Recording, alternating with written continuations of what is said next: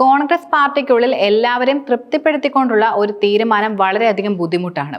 മുൻകാലങ്ങളിൽ പാർട്ടിക്കുള്ളിലെ പ്രശ്നങ്ങൾ പരസ്യമായി പ്രതിഷേധങ്ങളിലേക്ക് മാറുകയും ചെയ്തിരുന്നു.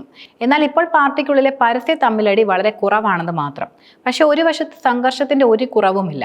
KPCC പുനഃസംഘടന അതൃപ്തിയുമായി ഒരു വിഭാഗം നേതാക്കൾ രംഗത്ത് വന്നുവെന്നാണ് പുറത്തുവരുന്ന മാധ്യമ വാർത്തകളെല്ലാം തന്നെ ചൂണ്ടിക്കാട്ടുന്നതും. ഇന്നലെ MP-മാരിൽ ചിലർ അടക്കം ചടങ്ങിൽ പങ്കെടുക്കുകയും ചെയ്തിരുന്നില്ല. ഇതിലേക്ക് നയിച്ചത് ഇപ്പോൾ പുറത്തുവരുന്ന തീരുമാനത്തിലെ അതൃപ്തിയാണെന്നാണ് റിപ്പോർട്ടുകളെല്ലാം തന്നെ ചൂണ്ടിക്കാട്ടുന്നത്. മാത്രമല്ല, കൂടിയാലോചനയില്ലാതെ UDF കൺവീനറെ മാറ്റിയെന്നാണ് ചില നേതാക്കൾ ഉയർത്തുന്ന പ്രധാന വിമർശനം എന്നതും. KC വേണുഗോപാൽ ഇഷ്ടക്കാരെ ഭാരവാഹികളാക്കിയെന്നും വലിയ രീതിയിൽ പരാതികൾ നിലനിൽക്കുന്നുണ്ട്. അതേസമയം തന്നെ ഇത്തരം പരാതികളൊന്നും ഗൗനിക്കാതെ മുന്നോട്ട് പോകുവാനാണ് ഹൈക്കമാൻഡ് നേതൃത്വത്തിന് നൽകിയിട്ടുള്ള പ്രധാന നിർദ്ദേശം എന്നതും. പുതുതായി നിയമിതരായ കോൺഗ്രസ് സംസ്ഥാന നേതൃത്വത്തെ ഹൈക്കമാൻഡ് ഡൽഹിക്ക് വിളിപ്പിക്കുകയും ചെയ്തു. ചൊവ്വാഴ്ച വൈകിട്ട് പ്രതിപക്ഷ നേതാവ് രാഹുൽ ഗാന്ധിയും അതുപോലെ മല്ലികാർജ്ജുൻ ഖാർഗെ എന്നിവരുമായി പുതിയ ടീം ചർച്ചകളും നടന്നു. KPCC president Sunny Joseph, working പ്രസിഡന്റുമാരായ PC Vishnunath, Shafi Parambil, AP Anilkumar, UDF convener Adoor Prakash, മുൻ KPCC പ്രസിഡന്റുമാർ എന്നിങ്ങനെ തുടങ്ങി കേരളത്തിൽ നിന്നുള്ള വർക്കിംഗ് കമ്മിറ്റി അംഗങ്ങൾ എന്നിവർക്കാണ് ക്ഷണം കൂടുതലും ഉള്ളത്. വ്യക്തികേന്ദ്രീകൃത നേതൃത്വം എന്നതിനേക്കാൾ ഉപരി ഒരു ടീം എന്നതിലാണ് ഹൈക്കമാൻഡ് പുതിയ നേതൃത്വ സ്ഥാനം യഥാർത്ഥത്തിൽ വിഭാവനം ചെയ്തിരിക്കുന്നതെന്നും പറയുവാൻ കഴിയും. ഇതിന്റെ തുടർച്ചയായി KPCC vice president, general secretary തലങ്ങളിലും മറ്റും മാറുവാനുള്ള സാധ്യതയും നിലനിൽക്കുന്നുണ്ട്. മുഴുവൻ ഭാരവാഹികളെ മാറ്റുമോ അതോ കുറച്ചുപേരെ മാത്രം മാറ്റി ഭാഗിക പുനഃസംഘടനയാണോ എന്ന കാര്യത്തിൽ നിലവിൽ യാതൊരു വ്യക്തതയും വന്നിട്ടില്ല. വർക്കിംഗ് പ്രസിഡന്റായി 1 വർഷം തികയും മുൻപ് തന്നെ TN പ്രതാപനെ മാറ്റിയ സ്ഥിതിക്ക് സമ്പൂർണ്ണ പുനഃസംഘടനയാകും ഉദ്ദേശിക്കുക എന്നാണ് കൂടുതലും വീക്ഷിക്കുന്ന ഒരു കാര്യവും.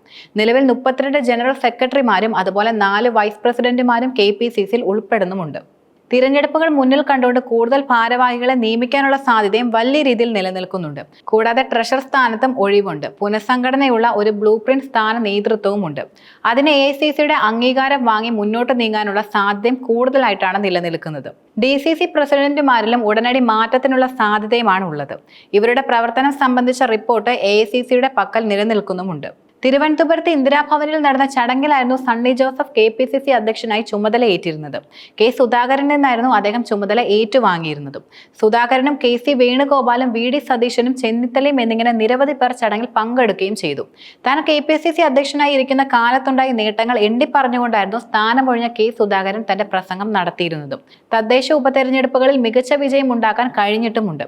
പ്രസിഡന്റ് സ്ഥാനം ഒഴിഞ്ഞത് യഥാർത്ഥത്തിൽ ഒരു പ്രശ്നമല്ല. പ്രവർത്തകരാണ് യഥാർത്ഥത്തിൽ എന്റെ കരുത്ത് ശരിക്കും. CPM-നെതിരെ ഒരു പടക്കുതിരയായി ഞാൻ ഉണ്ടാകുമെന്നും K സുധാകരൻ കൂട്ടിച്ചേർത്തു. KPCCക്ക് പുതിയ ഭാരവാഹികൾ എത്തുമ്പോൾ ഭരണമാറ്റം ഉണ്ടാവുക എന്ന ഒറ്റ ലക്ഷ്യമാണ് കോൺഗ്രസിന് മുന്നിൽ നിലനിൽക്കുന്ന കാര്യവും. അതിനുവേണ്ട സംഘടനാ സംവിധാനം ഒരുക്കണമെന്ന നിർദ്ദേശം AICC നൽകുകയും ചെയ്തു. ടീമിനെ ശക്തമാക്കാൻ ഏത് തരത്തിൽ ഏത് രീതിയിലുള്ള മാറ്റത്തിനും സണ്ണി ജോസഫിന് നടപടി സ്വീകരിക്കാമെന്ന ക്ലീൻ ചീറ്റ് AICC നൽകിയിട്ടുണ്ടെന്ന് സംഘടനാ ചുമതലയുള്ള ജനറൽ സെക്രട്ടറി KC വേണുഗോപാൽ സ്ഥാനോഹരണ ചടങ്ങിൽ വ്യക്തമാക്കുകയും ചെയ്തിട്ടുണ്ട്. ഒന്നിച്ചു നിൽക്കുകയാണെങ്കിൽ ജയിക്കാനാവുമെന്നും അദ്ദേഹം കൂട്ടിച്ചേർത്തു. മാത്രമല്ല, 100-ലധികം സീറ്റുമായി UDF അധികാരത്തിൽ വരുമെന്ന് ഞങ്ങൾ വാക്കു തരികയാണ്.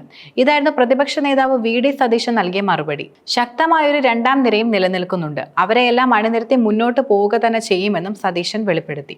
നിങ്ങളൊന്ന് ഒരുമിച്ച് നിൽക്കുക എന്നാണ് ജനങ്ങൾക്ക് പറയാനുള്ളതെന്ന ആത്മവിമർശനമായിരുന്നു രമേശ് ചെന്നിത്തല നടത്തിയത്. ഒരുമിച്ച് പോവുക, അത് ഉറപ്പു നൽകുന്നുവെന്നും അദ്ദേഹം പറഞ്ഞു. വോട്ടർ പട്ടികയിൽ പേര് ചേർക്കാതെ വിജയത്തിലേക്ക് എത്താൻ ഒരിക്കലും കഴിയുകയില്ല. അതിനെല്ലാവരും പ്രതിജ്ഞ എടുക്കണമെന്നും K മുരളീധരൻ വെളിപ്പെടുത്തിയിട്ടുണ്ട്. ലക്ഷ്യം 100 സീറ്റ് നേടി 2001 ആവർത്തിക്കലാണെന്ന് ഷാഫി പറമ്പിൽ പ്രഖ്യാപിക്കുകയും ചെയ്തു. ഒരുമിച്ചുള്ള യാത്ര തുടങ്ങിയെന്ന് PC വിഷ്ണുനാഥും ജനങ്ങൾക്കൊപ്പം ചേർന്ന് തുടങ്ങുകയാണെന്ന് KP അനിൽകുമാറും ചൂണ്ടിക്കാട്ടി. എല്ലാവരെയും ഒരുമിച്ച് കൊണ്ടുപോകുന്ന പ്രവർത്തനമായിരിക്കും തന്റേതെന്ന് KPCC അധ്യക്ഷൻ സണ്ണി ജോസഫും പറയുകയുണ്ടായി. തിരഞ്ഞെടുപ്പുകളിൽ കോൺഗ്രസിനെയും അതുപോലെ UDF-നെ വിജയിപ്പിക്കുക എന്നതാണ് പ്രധാന ലക്ഷ്യമെന്നും അദ്ദേഹം തുറന്നു പറഞ്ഞു. കർഷക കുടുംബത്തിൽ നിന്നായിരുന്നു പൊതുരംഗത്തേക്ക് വന്നിരുന്നത്. സാധാരണക്കാരന്റെ വികാരം ഉൾക്കൊള്ളാൻ കഴിയുകയും ചെയ്യും. ഭിന്നിപ്പിച്ച് ഭരിക്കുക എന്ന ബ്രിട്ടീഷ് തന്ത്രം ഇന്ന് പയറ്റുന്നത് BJP ആണ്. അതിനെ പ്രതിരോധിക്കാൻ കോൺഗ്രസിന് ശക്തമായി തന്നെ കഴിയും എന്നും സണ്ണി ജോസഫ് കൂട്ടിച്ചേർക്കുകയുണ്ടായി.